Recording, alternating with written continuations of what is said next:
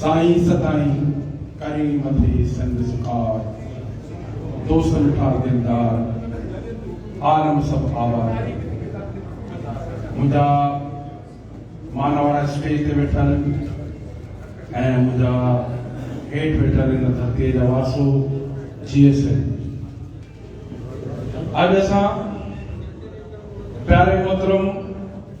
नाले जो दिलबरा था सभी जो दिलबरा उनकी किताब की मोहरत में सब गठिया साईं जन जा लख थोड़ा एहसान जे मां ॾिनो ऐं तकलीफ़ में घुरायो ऐं तकलीफ़ में घुराइण खां अॻु में साईं पाबंद कयो फोन करे त बाबा हिकिड़ो मूं ते ॻाल्हाइणो अथई ॿियो किताब ते ॻाल्हाइणो अथई सो हाणे पाबंदियूं बरक़रार रखंदे हाणे किताब तो मूं पढ़ियो कोन्हे जो मां किताब ते ॻाल्हायां बाक़ी दिन भर तमामु प्यारो माण्हू आहे शुरू खां वठी असां सां गॾु आहे शहीद बशीर खान कुरैशी खां वठी हे सभु तारिक पठान अनीस उमरो भाऊ चांडो हे सभु हिन जदोजहद जो हिसो रहिया आहिनि हिन मनीर खे बचाइण लाइ हिकिड़ी तारीख़ आहे ऐं साईं जन तारीख़ जे मथां किताब लिखो आहे त हक़ीक़त इहा आहे त असांजी जेका तारीख़ आहे उहा तारीख़ ई ग़लति आहे हिते जेके लुटेरा आया जिन सिंध ते हमला कया उहे सूरमा थी विया पोइ वॾा हीरो थी विया ऐं जेके धरती जा जेके वारस हुआ जिन्हनि तो मुक़ाबिलो कयो ऐं पंहिंजे सिंध तां शहीद थी विया उहे ठाकू ऐं ताड़े थी विया त ही हिन मुल्क जी तारीख़ आहे इहा तारीख़ जॾहिं चचना में असां ख़बर पई त कासम धाड़े आहे ऐं राजा नायर असांजो हीरो आहे इहे तारीख़ हाणे असांजी जेका साईं जन लिखियो हूंदो साहब ते लिखिया हूंदई हिन मनीर ते लिखिया हूंदई त मनीर जी तारीख़ मुंहिंजे साम्हूं आहे बाक़ी कुझु हक़ीक़तूं आहिनि जो मां हमेशह हिकिड़ो मिसाल ॾींदो आहियां दोस्तनि खे त हिकिड़ो हमराह साईं हकीम साहब हिकिड़ो हमराह हूंदो उनजी आदत हूंदी पाणे में को मौत थींदो कसियो थींदो त रोअण शुरू करे छॾींदो हिकिड़े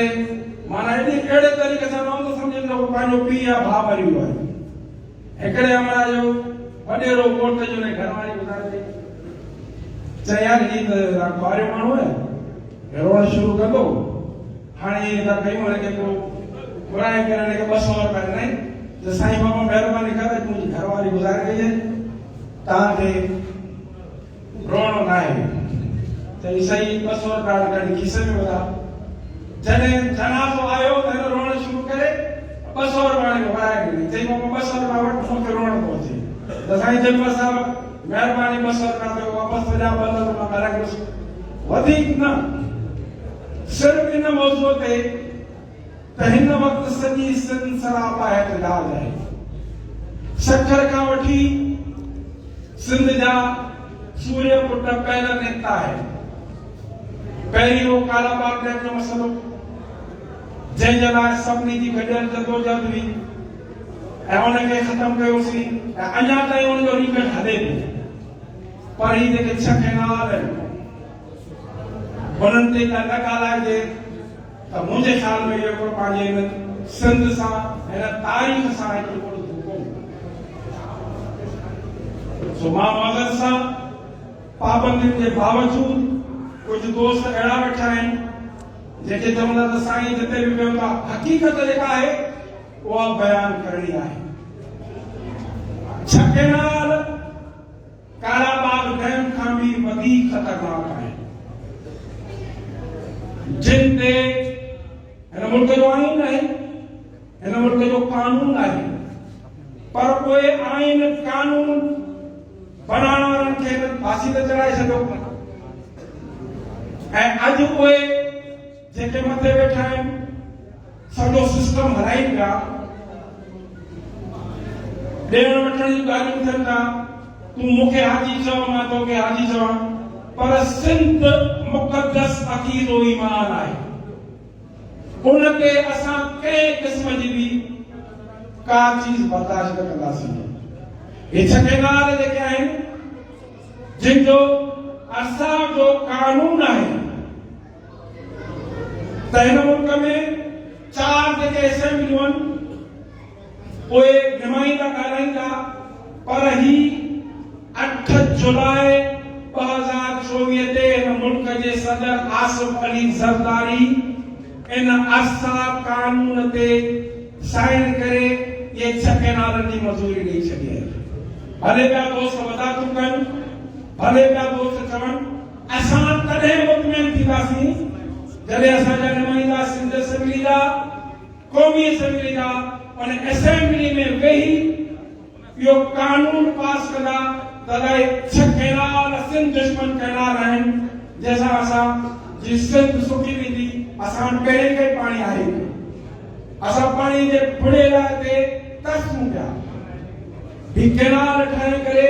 असांजे सिंध खे बर्बाद कयो पियो वञे। सो गुज़ारिश आहे दोस्तनि सां त बाबा महिरबानी कयो, अकल खां हिकिड़ो मुंहिंजे ख़्याल में हिकिड़ो कबूल साहब हुनजो हले पियो त भई बिलावल साहब चयो आहे त ए जॾहिं केनाल ठहंदा त असां वज़ीर आज़म जे ख़िलाफ़ अदम एतमाद। बाबा को हाणे कबूल साहब आहे के पाण बिलावल भुट्टो ज़रदारी अचे माण्हुनि में अवाम में चवे त ये 6 केनाल ठहंदा त असां हुकूमत ख़त्म कंदासीं, तॾहिं हुकूमत थींदासीं। न त इहे नारा न असांखे कोन था खपनि। असांजो सिंध असांखे मुक़दस आहे। दोस्त चवंदा साईं घणो ॻाल्हाए वियो, मां जेतिरो ॻाल्हायो पंहिंजे हक़ ते सच ते ॻाल्हायो आहे, छो त सिंध हूंदी त असीं हूंदासीं। हे ज़मीनूं असां सभु ॾींदो आहे। कल्ह अॼु मुंहिंजे ख़्याल में अख़बार में आहे त काइम अली शाह बहरिया टाउन जो जेको उन में पंहिंजी ज़मानत कराई, माना सॼो बेड़ो बेड़ो वहां आहे, सॼे मुल्क खे तबाही वहां थियो आहे। असांजूं ज़मीनूं असांजा पट सभु खपाए करे अॼु तव्हां चओ था त बाबा असीं हुकूमत कयूं था। महिरबानी कयो, हिन सिंध हूंदी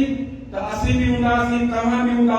सिंध हूंदी त तव्हां बि इलेक्शनूं कढंदा, असीं बि तव्हांखे वोट ॾींदासीं। जे सिंध न हूंदी त कुझु बि न हूंदो ऐं सिंध असांजी हमेशह आबाद रहंदी। महिरबानी।